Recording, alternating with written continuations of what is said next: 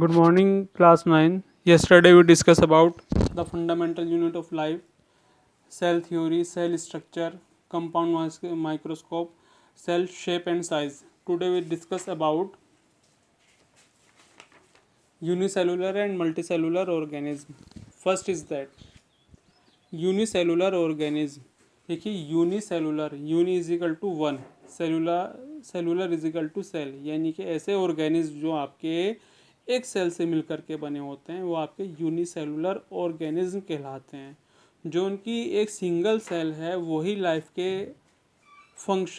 Every functions को perform करते हैं, लाइक डाइजेशंस, इंजेशंस, रेस्पिरेशंस, रिप्रोडक्शंस। तो सिंगल सेल्स ही लाइफ के सभी फंक्शंस को परफॉर्म करती हैं। इस तरह के ऑर्गेनिज्म आपके यूनिसेलुलर ऑर्गेनिज्म कहलाते हैं। जैसे आपका अमीबा, पैरामीशियम, यूग्लिना, यीस्ट, ये आपके सभी यूनिसेलुलर ऑर्गेनिज्म के एग्जाम्पल हैं। नेक्स्ट आपका multicellular organism. Multi is equal to many, cellular is equal to cell, means ऐसे ऑर्गेनिज्म जो आपके टू और मोर सेल से मिलकर के बने होते हैं। अब क्योंकि आपके दो से ज़्यादा सेल से मिलकर के बने हुए हैं तो उसमें हर सेल का फंक्शन जो है वो स्पेसिफिक है, हर सेल का फंक्शन वो डेफिनेट होता है। हर सेल इसमें अपना अलग अलग काम करती है। अब क्योंकि इसमें हर सेल अपना अलग अलग काम कर रही है इसलिए इसमें डिविजन्स ऑफ लेबर प्रेजेंट होता है। डिविजन्स ऑफ लेबर का यहाँ पर मीनिंग ये है कि हर सेल अपना डेफिनेट और स्पेसिफिक फंक्शंस परफॉर्म करेगी। जो यानी कि मतलब ये हो गया, किसी सेल का फंक्शन ये है कि कोई नोज़ बना रहा है तो नोज़ ही बनाएगा, किसी सेल का काम आइज़ बनाना है तो आइज़ ही बनाएगा, लीवर बनाने वाले से लीवर ही बनाएगी। हर सेल्स अपने अलग अलग फंक्शंस को परफॉर्म करेगी। जैसे फॉर एग्जांपल यहाँ पर ले लेते हैं, आरबीसी का फंक्शन ये होता है कि बॉडी के अंदर ऑक्सीजन को ट्रांसपोर्ट करना, तो ये काम सिर्फ आरबीसी ही करेगी। स्किन का फंक्शन ये है कि हमारी बॉडी को प्रोटेक्शन देना, तो ये काम स्किन का है। नर्व सेल्स हमारी बॉडी में इंफॉर्मेशंस को पास करती हैं, ये काम सिर्फ नर्व सेल्स करेंगी। इसके अलावा जो कार्डियक मसल्स होती हैं या कार्डियक सेल्स होती हैं वो हार्ट की एक्टिविटी को परफॉर्म करती हैं। तो आप देखें ये चारों जो एग्जांपल मैंने बताए हैं इनमें सभी का फंक्शंस अलग अलग होता है। अब डिविजन्स ऑफ लेबर को आप इससे भी समझ सकते हैं। ये मल्टी सेलुलर में प्रेजेंट होता है। एक सिंगल सेल है जिसे आप structure and function unit of life कहते हैं। जब आपकी सेल्स ग्रुप में कंबाइंड हो जाती हैं इनको टिश्यूज़ कहते हैं।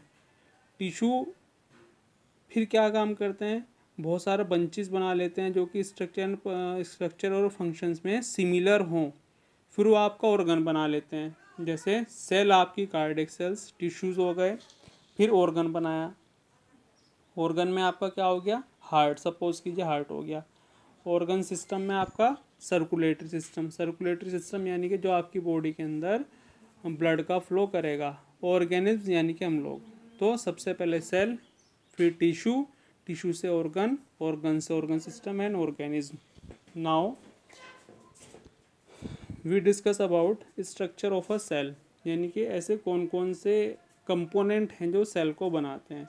सेल को बनाने वाले 3 कंपोनेंट हैं। फर्स्ट है इसमें आपका plasma membrane, second cytoplasm, third nucleus. तो सबसे पहले हम प्लाज्मा मेम्ब्रेन के बारे में डिस्कस करेंगे क्योंकि ये सेल का फर्स्ट कंपोनेंट है।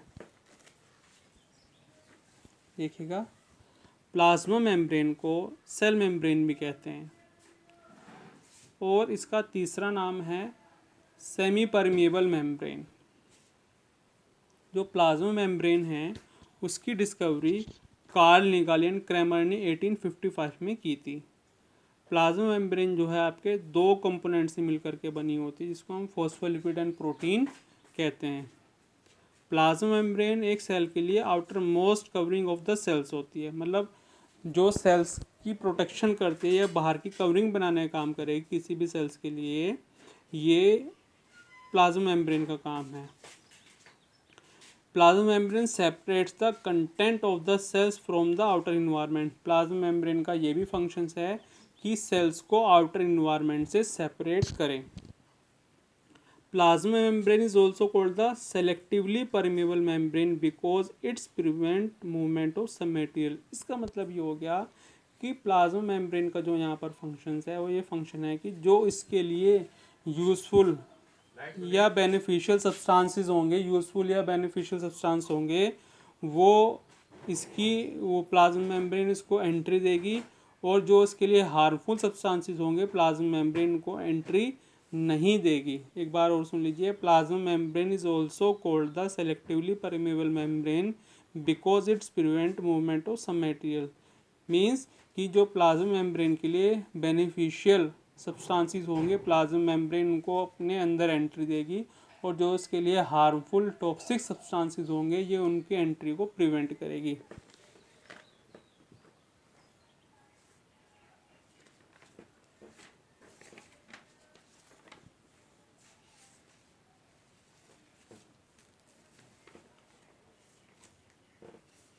Now we discuss about structure of plasma membrane. Plasma membrane की स्ट्रक्चर को डिस्क्राइब करने के लिए एक मॉडल दिया गया था जिसको हमने कहा फ्लूइड मोज़ेक मॉडल। ये जो मॉडल है सिंगर एंड निकोलसन ने दिया था 1972। ये प्लाज्मा मेम्ब्रेन का सबसे एक्सेप्टेबल मॉडल है। According to fluid mosaic model, plasma membrane is compose of phospholipid and protein. Plasma membrane जो है आपकी फॉस्फोलिपिड एंड प्रोटीन मॉलिक्यूल से मिलकर के बनी होती है। देखिए ये जो आपको ग्रीन कलर के कंपोनेंट दिखाई दे रहे हैं ये कहलाते हैं फॉस्फोलिपिड, और जो ये पिंक कलर के आपके कंपोनेंट दिखा रहे हैं ये कहलाती है आपकी प्रोटीन। तो अभी मैंने आपको बताया कि प्लाज्मा मेम्ब्रेन जो है दो कंपोनेंट से मिलकर के बनी होती है, फॉस्फोलिपिड एंड प्रोटीन। अब इसमें इम्पोर्टेंट बात यह है कि इसके अंदर दो तरह की प्रोटीन होती है। जो ऐसी प्रोटीन जो फॉस्फोलिपिड मॉलिक्यूल पे आउटर सरफेस पर प्रेजेंट होती है, बाहरी तरफ प्रेजेंट होती है, उसको हम कहते हैं एक्सट्रिंसिक प्रोटीन। क्योंकि ये बाहर की तरफ है इसके लिए हम इसलिए इसको रिमूव करना इजी होता है। सेकंड प्रोटीन है इसमें intrinsic protein. Intrinsic protein phospholipid molecule के अंदर धसी रहती है, इसलिए इस प्रोटीन को फॉस्फोलिपिड मॉलिक्यूल से सेपरेट करना पॉसिबल नहीं है। आप ये कह सकते हैं कि एक्सट्रिंसिक प्रोटीन को इजीली सेपरेट कर सकते हैं, जबकि इंट्रिंसिक प्रोटीन को इजीली सेपरेट नहीं कर सकते। अब इंट्रिंसिक प्रोटीन को इजीली सेपरेट क्यों नहीं कर सकते, उसका रीजंस है। अब ये जो आपका फॉस्फोलिपिड मॉलिक्यूल है ग्रीन कलर का, ये कुछ ऐसा दिखाई देता है अगर हम इसको माइक्रोस्कोप में देखें। इसका एक ये जो राउंड शेप स्ट्रक्चर है ये कहलाता है आपका फॉस्फेट हेड। पोलर है, वाटर में इजीली कंज्यूम हो सकता है या वाटर सोलूबल है, इसलिए हम इसको बोलते हैं हाइड्रोफिलिक। अब क्योंकि जो इंट्रिंसिक प्रोटीन है यहीं पर धसी रहते हैं। सेकंड पार्ट है इसका फैटी एसिड्स टेल, ये आपका नॉन पोलर है, ये हाइड्रोफोबिक है। दैट्स मीन कि ये वाटर सोलूबल नहीं है। तो अभी मैं आपको बता रहा था कि इंट्रिंसिक प्रोटीन को सेपरेट करना इजी नहीं है। इंट्रिंसिक प्रोटीन को सेपरेट करना इसलिए इजी नहीं होता क्योंकि ये प्रोटीन फॉस्फोलिपिड कंपोनेंट के फैटी एसिड्स टेल में धसी हुई रहती है, और क्योंकि आपका फैटी एसिड जो टेल है फॉस्फोलिपिड कंपोनेंट का ये वाटर सोलूबल नहीं है, इसलिए इसको निकालना पॉसिबल नहीं होता। नेक्स्ट, अब ये हाइड्रोफिलिक मैंने दो टर्म लिखी है यहाँ पर, हाइड्रोफिलिक एंड हाइड्रोफोबिक। देखिए हाइड्रो इज इक्वल टू होता है वाटर और philic is equal to love. Means ऐसे सब्सटेंसेस जो वाटर सोलूबल हो उनको हम पोलर बोलते हैं। Second hydrophobic, hydro is equal to water और phobic is equal to hater. Means ऐसे सब्सटेंसेस जो वाटर में सोलूबल नहीं होते उनको हम नॉन पोलर बोलते हैं, that is non soluble in water. Now functions of plasma membrane. First function is that protect the cell by acting as a barrier. Cell का प्रोटेक्शन करती है एक बैरियर की तरह काम करके। Regulate the transports of substances in and out of the cell, substances के आने जाने को रेगुलेट करती है। जो सब्सटेंसेस उसके अंदर आएंगे इन और जो सब्सटेंसेस उससे बाहर जाएंगे आउट।